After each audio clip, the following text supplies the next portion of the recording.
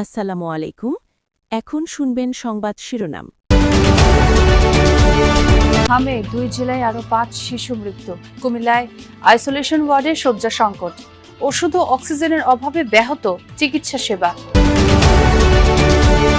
রূপপুর পারমাণবিক বিদ্যুৎ কেন্দ্রে ইউরেনিয়াম লোডিং শুরু হচ্ছে আজ। মুন্সিগঞ্জে ঘন ঘন লোডশেডিংয়ে ব্যাহত শিল্পোৎপাদন। লঘুচাপের প্রভাবে টানা বৃষ্টি, দেশের বিভিন্ন জেলায় ঝোড়ো হাওয়ার পূর্বাভাস। সমুদ্র বন্দরগুলোতে 3 নম্বর সতর্ক সংকেত।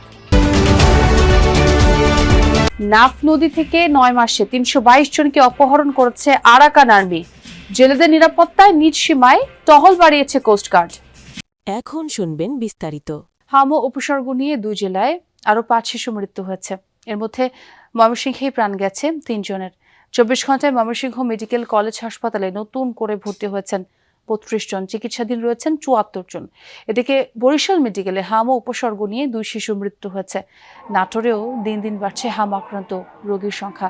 গত 24 ঘন্টায় জেলার বিভিন্ন হাসপাতালে হামের উপসর্গ নিয়ে 33 জন ভর্তি হয়েছে। এ পর্যন্ত মোট চিকিৎসা নিয়েছেন 213 জন। এছাড়া রাজশাহী, সিলেট, চট্টগ্রাম ও খুলনা বিভাগের বিভিন্ন হাসপাতালেও হামের উপসর্গ নিয়ে প্রতিদিন ভর্তি হচ্ছেন রোগীরা। অনেক জায়গায় ওয়ার্ডে জায়গা সংকটে বারান্দায় রেখেও রোগীদের চিকিৎসা দেয়া হচ্ছে। হাম রুবেলা রোগীর চাপ বেড়েছে দেশ জুড়েই। প্রতিটি হাসপাতালের মতো কুমিল্লা মেডিকেলও এসব রোগীদের জন্য খোলা হয়েছে আলাদা আইসোলেশন ওয়ার্ড। তবে সেখানে নেই ওষুধ এবং অক্সিজেন। সে সাথে শয্যার সংকট তো আছেই। সরঞ্জামের এমন সংকটের কারণে ব্যাহত হচ্ছে চিকিৎসা সেবাও। কুমিল্লার দেবিদ্বারের উনজুতি গ্রামের 44 দিনের শিশু আরিশা আক্তার হামরুবেলার চিকিৎসা করাতে মা কুলসুম আসেন কুমিল্লা মেডিকেলে। নামমাত্র স্বাস্থ্যসেবা মিললেও মিলছে না ওষুধ ও চিকিৎসা সরঞ্জাম। ফলে বাইরে থেকে কিনতে হচ্ছে জরুরি অক্সিজেন ওষুধ। রোগীর চাপ বেড়ে যাওয়ায় খোলা হয়েছে নতুন আইসোলেশন ওয়ার্ড। তবে শয্যা সংকট ও সরঞ্জাম না থাকায় স্যালাইন হাতে দাঁড়িয়ে থাকতে হচ্ছে রোগীর স্বজনদের। চরম ভোগান্তিতে পড়তে হচ্ছে তাদের। কয়েক সপ্তাহ ধরেই বাড়ছে হামরুবেলার সংক্রমণ। আক্রান্তদের বেশিরভাগই শিশু। গেল 24 ঘন্টায় ভর্তি 36 জন, হাসপাতালে ভর্তি আছে 92 জন। চিকিৎসা সরঞ্জামের ঘাটতির কথা স্বীকারও করলেন দায়িত্বে থাকা ইনচার্জ। সংকটময় পরিস্থিতির কথা মাথায় রেখেই খোলা হয়েছে আলাদা ওয়ার্ড। আক্রান্ত শিশুদের চিকিৎসা নিশ্চিত হবে বলে মনে করছেন এই শিশু বিশেষজ্ঞ। স্বাস্থ্যসেবা নিশ্চিতে সরকারি ওষুধ ও চিকিৎসা সরঞ্জাম নিশ্চিতের দাবি সেবা নিতে আসা সাধারণ মানুষের। দীর্ঘ প্রতীক্ষার অবসান ঘটিয়ে অবশেষে আজ থেকে শুরু হতে যাচ্ছে পাবনার রূপপুর পারমাণবিক বিদ্যুৎ কেন্দ্রে জ্বালানি লোডিং কার্যক্রম। কয়েক ঘন্টা পরেই দুপুর 3টা নাগাদ সেই রূপপুর পারমাণবিক বিদ্যুৎ কেন্দ্রের যে জ্বালানি লোডিং সেই কার্যক্রম শুরু হবে। 3টায় শুরু হওয়ার কথা থাকলেও আমরা একটি অসমাপ্ত সূত্র থেকে জেনেছি যে আধা ঘন্টা আগিয়ে নিয়ে আসা হয়েছে অনুষ্ঠানটি, এবং এই অনুষ্ঠানকে ঘিরে আসলে স্থানীয় যে সকল বাসিন্দা রয়েছে তাদের মধ্যে দীর্ঘদিনের একটি প্রতীক্ষার সেই যে অবসান সেটি ঘটতে যাচ্ছে। যে এই 1962 সালে আসলে এই প্রকল্পটি গ্রহণ করা হয়েছিল। সেই পর্যায়ক্রমে নানা ঘাত প্রতিঘাত পেরিয়ে মুন্সিগঞ্জে বিদ্যুৎ পরিষেবার এমন পরিস্থিতিতে ঝুঁকিতে পড়েছে জেলার সম্ভাবনাময় খাত হিসেবে পরিচিত মিনি গার্মেন্টস শিল্প। ঘন ঘন লোডশেডিংয়ে ব্যাহত হচ্ছে উৎপাদন কার্যক্রম। এতে একদিকে উদ্যোক্তাদের লোকসান, অন্যদিকে শ্রমিকদের কমেছে আয় রোজগার।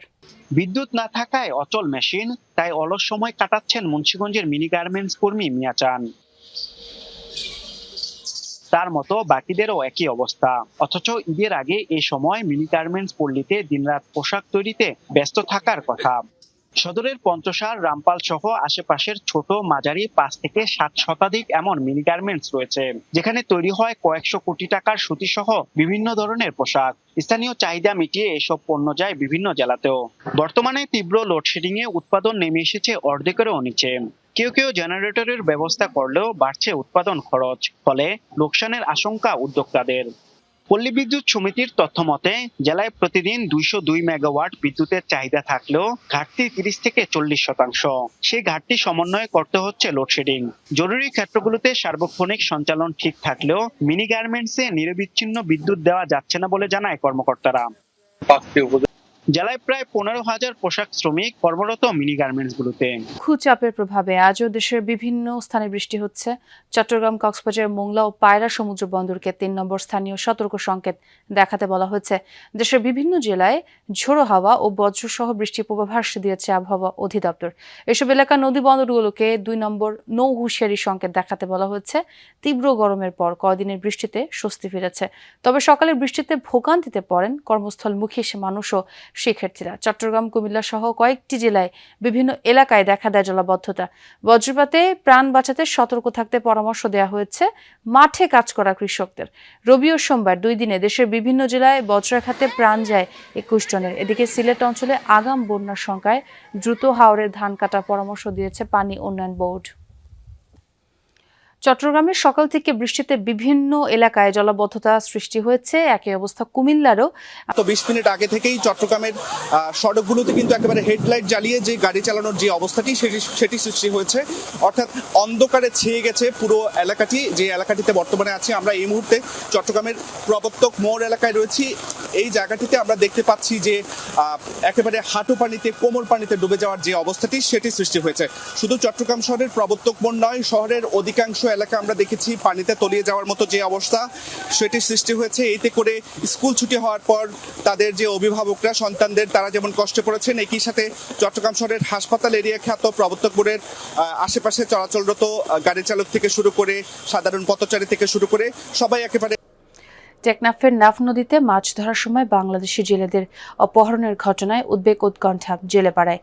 গেল কয়েক মাসে অন্তত 100 জেলে নিখোঁজ হয়েছেন। অভিযোগ আছে মিয়ানমারের সশস্ত্র বিদ্রোহী গোষ্ঠী আরাকান আর্মি নাফ নদী থেকে জেলেদের ধরে নিয়ে যাচ্ছে। যদিও বাংলাদেশ কোস্ট গার্ডের চেষ্টায় বেশ কয়েকজনকে ফিরিয়ে আনা হয়েছে। জেলেদের নিরাপত্তায় নিজ জলসীমায় টহলও জোরদার করেছে বাহিনীটি। নাফ নদী বাংলাদেশের কক্সবাজার জেলার টেকনাফ উপজেলাকে মিয়ানমারের রাখাইন রাজ্য থেকে আলাদা করেছে। এই নদীর মোহনা এবং সেন্ট মার্টিন দ্বীপের দক্ষিণ সাগরে মাছ ধরেই মূলত জীবিকা নির্বাহ করেন বাংলাদেশি জেলেরা। কিন্তু একের পর এক জেলেকে আরাকান আর্মি ধরে নিয়ে যাওয়ার ঘটনায় আতঙ্কে জেলেরা। অনেকেই সাগরে মাছ ধরতে যাওয়াই বন্ধ করে দিয়েছেন। ফিরে আসা জেলেরা জানিয়েছেন তাদের উপর হওয়া অমানসিক নির্যাতনের কথা। দেয়া হতো না পর্যাপ্ত খাবার। তাদের অভিযোগ, বাংলাদেশের জলসীমার ভেতরে থাকা সত্ত্বেও প্রায়ই অপহরণের শিকার হচ্ছেন। সাধারণত জেলেরা যখন নাফ নদীর মোহনা বা সাগরের কাছাকাছি মাছ ধরতে যান, তখন স্পিড বোটে এসে অস্ত্রের মুখে তাদের ঘিরে ফেলে মিয়ানমারের অভ্যন্তরে নিয়ে যাওয়া হয়। নাফ নদীর নিরাপত্তার দায়িত্ব দেখভাল করে কোস্টগার্ড, তাই কোস্টগার্ড নিয়মিত টহলও পরিচালনা করে থাকে। তারপরও বাংলাদেশি জেলেরা মিয়ানমার সীমান্তে অংশে গিয়ে আরাকান আর্মিদের হাতে আটক কিংবা বন্দী হন। স্থানীয়রা বলছেন গত 2 বছরে অন্তত 500 জেলেকে বিভিন্ন সময়ে আরাকান আর্মি ধরে নিয়ে গেছে। আর গত 9